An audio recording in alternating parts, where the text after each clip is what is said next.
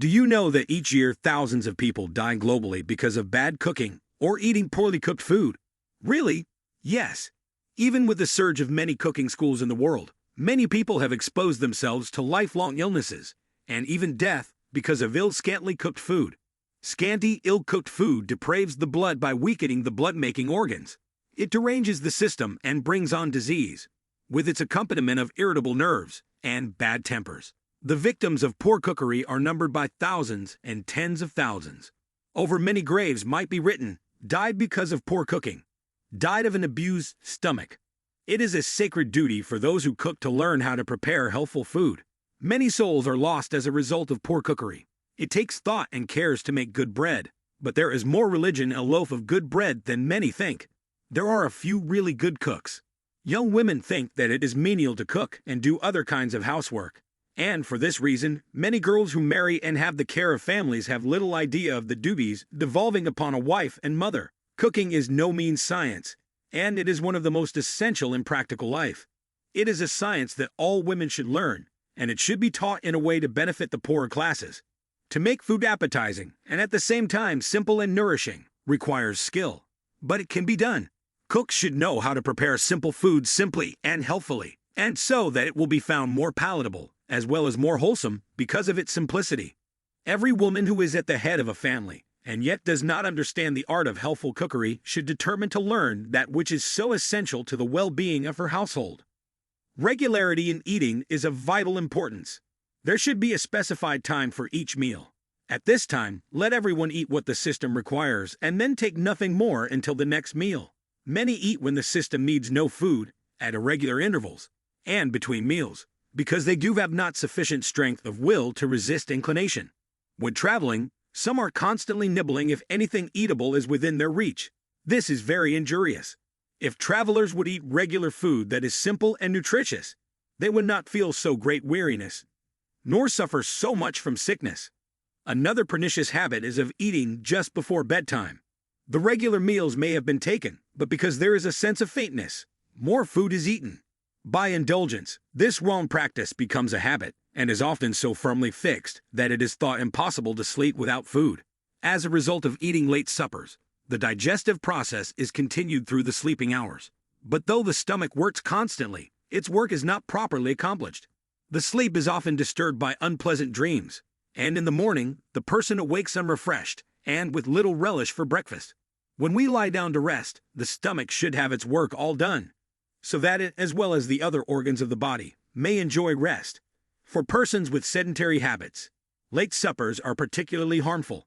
With them, the disturbance created is often the beginning of a disease that ends in death. In many cases, the faintness that leads to a desire for food is felt because the digestive organs have been too severely taxed during the day. After disposing of one meal, the digestive organs need rest. At least 5 or 6 hours should intervene between the meals, and most persons who give the plan a trial will find that 2 meals a day are better than 3. Food should not be eaten very hot or very cold.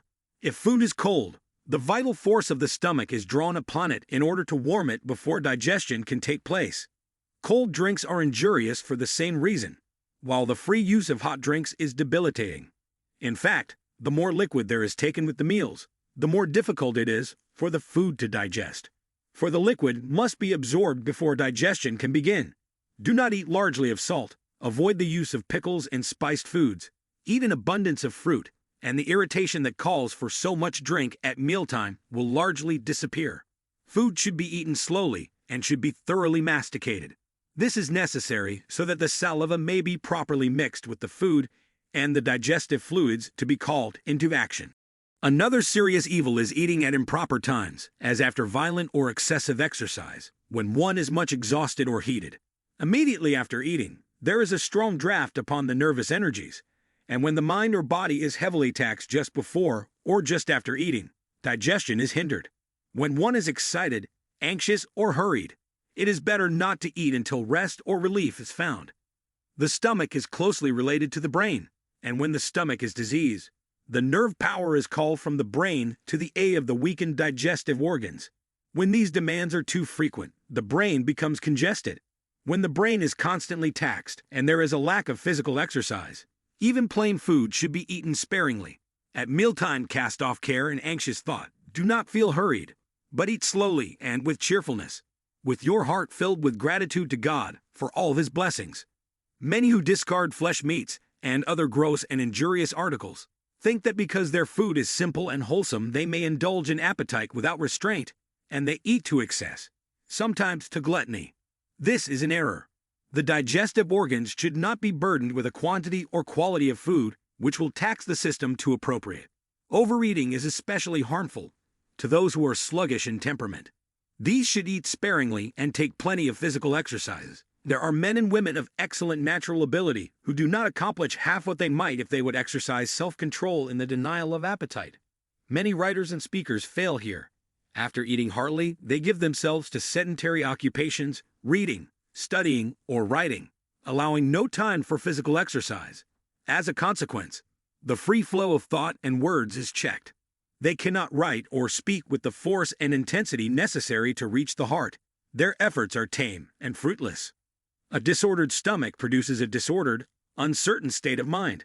Often it causes irritability, harshness, or injustice. In the making of raised or yeast bread, milk should not be used in place of water.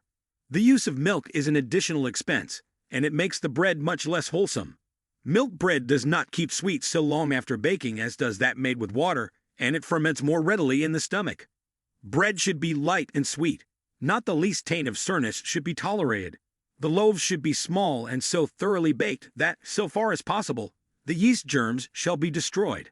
When hot or new, raised bread of any kind is difficult to digest. It should never appear on the table. This rule does not, however, apply to unleavened bread. Fresh rolls made of wheaten meal without yeast or leaven and baked in a well-heated oven are both wholesome and palatable. Grains used for porridge or mush should have several hours of cooking. But soft or liquid foods are less wholesome than dry foods, which require thorough mastication. Our bodies are Christ's purchased possession, and we are not at liberty to do with them as we please. All who understand the laws of health should realize their obligation to obey these laws which God has established in their being. Obedience to the laws of health is to be made a matter of personal duty. We must suffer the results of violated law. We must individually answer to God for our habits and practices. Therefore, the question with us is not, what is the world's practice? But, how shall I as an individual treat the habitation that God has given me? Well, there's more to this. Don't miss out on our upcoming videos as we spill more secrets of health. Don't forget to like, subscribe, and hit the notification bell icon to be updated about our upcoming videos.